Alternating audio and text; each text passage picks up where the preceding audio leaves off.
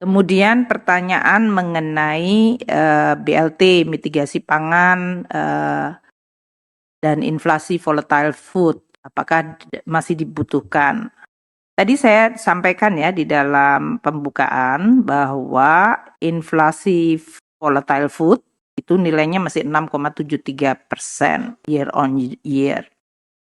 Memang pemerintah dalam hal ini, terutama dari sisi pemerintah ya, karena volatile food itu domainnya pemerintah, Pak Gubernur kan tidak menggunakan instrumen moneter untuk mempengaruhi volatile food. Ini biasanya domain pemerintah. Makanya tim pengendali inflasi pusat dan daerah, dan terutama yang dengan daerah ini, Pak Menteri Dalam Negeri itu melakukan pertemuan mingguan dengan seluruh kepala daerah, bahkan menyampaikan secara sangat eksplisit daerah mana yang inflasinya lebih tinggi, dan daerah mana yang lebih rendah.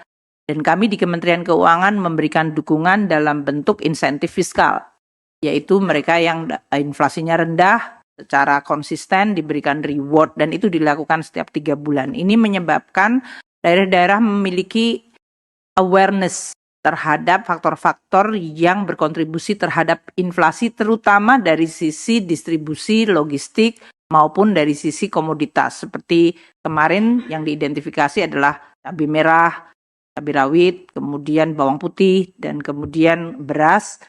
Itu menjadi salah satu faktor dari sisi volatile food. Jadi dalam hal ini kami akan terus memfokuskan karena volatile food ini selain berkontribusi signifikan terhadap headline inflation, juga langsung mempengaruhi daya beli masyarakat. Dan kami terus akan merumuskan langkah-langkah sesuai yang tadi saya sampaikan, APBN sebagai shock absorber di dalam rangka menjaga daya beli masyarakat, terutama pada saat momentum pertumbuhan ekonomi dari global itu melemah, kita harus melindungi dari sisi domestiknya. Saya ingin menekankan kepada teman-teman media ya, bansos itu adalah instrumen di dalam APBN. APBN adalah undang-undang. Undang-undang APBN itu dibahas bersama seluruh partai politik, fraksi di Senayan. Dan sesudah menjadi undang-undang, dia menjadi instrumen negara bersama. Ini untuk menekankan bahwa bansos tahun 2023 nilainya 476 triliun. Jadi ya semua partai politik yang membahas melalui hak budgetnya bersama pemerintah, silakan menjelaskan mengenai APBN itu sebagai instrumen. Di dalam bansos 2023, di situ ada PKH untuk 9,9 juta kelompok penerima, kartu sembako 18,7 juta kelompok penerima, BLT El Nino yang tahun 2023 kita introduce karena waktu itu musim kering memuncak, dan sekarang meskipun sudah mulai hujan namun kemudian muncul banjir sehingga musim tanamnya tetap tergeser juga.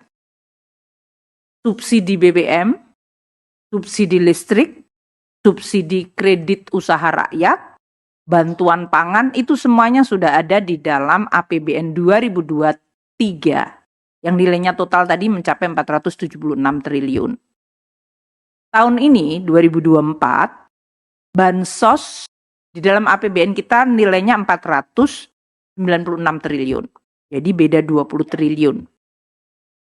Ini tentu nanti realisasi dan perkembangannya akan terus kita monitor.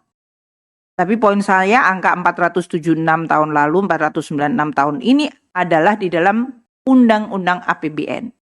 Di bawah oleh pemerintah, dibahas oleh DPR, dan ditetapkan dalam undang-undang. Sehingga kalau pemerintah menggunakan APBN, itu adalah uang anggaran pendapatan belanja negara, di mana sumbernya juga disetujui DPR, penggunaannya juga disetujui DPR.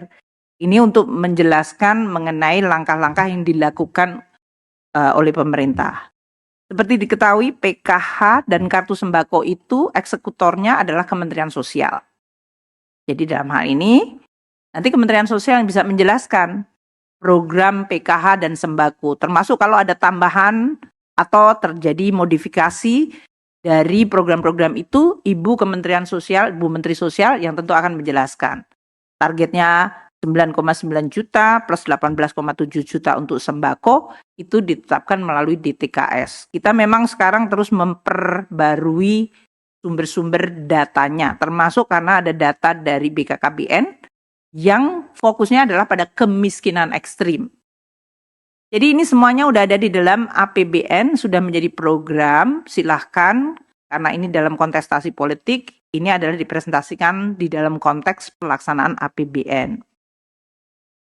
Untuk berbagai bantuan-bantuan sosial, nanti kami akan bisa menjelaskan secara terpisah ya, karena ini APBN itu cukup banyak sekali programnya. Nanti kalau saya menjelaskan di sini, teman-teman KSSK jadi ini kayaknya kayak konferensi pers APBN gitu. Jadi nanti saya akan jelaskan. Tapi ini untuk menjelaskan tadi yang disampaikan bahwa BLT, terutama kalau untuk mitigasi pangan yang 6 bulan, terutama dikaitkan dengan tadi akselerasi untuk menyelesaikan kemiskinan ekstrim tahun 2024. Seperti tadi diketahui, harga pangan itu adalah the most sensitive di dalam menentukan kemiskinan masyarakat, daya beli dan langsung memukul. Jadi memang itu akan terus dilakukan di dalam rangka untuk melaksanakan program-program yang sudah ada. Eksekutornya PKH dan Kartu Sembako Kementerian Sosial. Kalau bantuan pangan, yaitu dalam bentuk beras, itu adalah Bappenas. Tapi data targetingnya semuanya dibahas di dalam konteks yang sudah ada. Jadi seharusnya tetap mengikuti apakah itu DTKS atau tambahan data yang berasal dari BKKBN. Atau kombinasi yang kenan kita punya Reksosek yang berasal dari BPS. Itu mungkin untuk menjelaskan mengenai bansos-bansos yang dilakukan pada tahun lalu, tahun ini, dan tahun-tahun ke depan. Karena bansos itu selalu cukup merupakan bagian yang cukup besar di dalam APBN kita. Saya juga ingin menyampaikan bahwa di dalam rangka inflasi, terutama untuk volatile food, jangan hanya dilihat dari sisi tadi mengenai bantuan pangan. APBN itu intervensinya sebagai shock absorber termasuk volatilitas dari harga pangan. Kita punya anggaran ketahanan pangan. Tahun lalu 104,2 triliun, tahun ini 114,3 triliun. Ini termasuk berbagai program untuk meningkatkan produksi, meningkatkan kesejahteraan petani, membangun infrastruktur pertanian, dan juga mengembangkan sentra-sentra produksi, dan untuk menguatkan cadangan pangan nasional. Jadi jangan dilihat volatile food dan pangan itu hanya tadi yang bantuan pangan, banyak sekali di dalam APBN. Kemudian kita juga masih memberikan berbagai program perlindungan sosial yang memang selama ini dipakai untuk melindungi masyarakat yang paling vulnerable. Kartu sembako, kartu PKH, dan bahkan kita mengintroduce perlindungan sosial sepanjang hayat. Karena kita bicara tentang antisipasi nanti aging population. Kita juga memberikan program sentra kreasi atensi untuk kegiatan-kegiatan wirausaha terutama pada kelompok-kelompok yang sangat miskin dengan berbagai bantuan atau kredit, akses kredit seperti UMI atau Mekar dengan kredit usaha rakyat yang tadi subsidi untuk KUR ini bisa mencapai 40,9 triliun sendiri. Ini untuk seluruh usaha terutama yang kecil. Dan juga subsidi dan kompensasi untuk listrik dan BBM. Ini untuk bisa menjelaskan bagaimana APBN sebagai shock absorber plus anggaran untuk pembangunan infrastruktur yang memperbaiki mobilitas dan distribusi. Karena inflasi itu bisa didorong oleh logistik dan distribusi.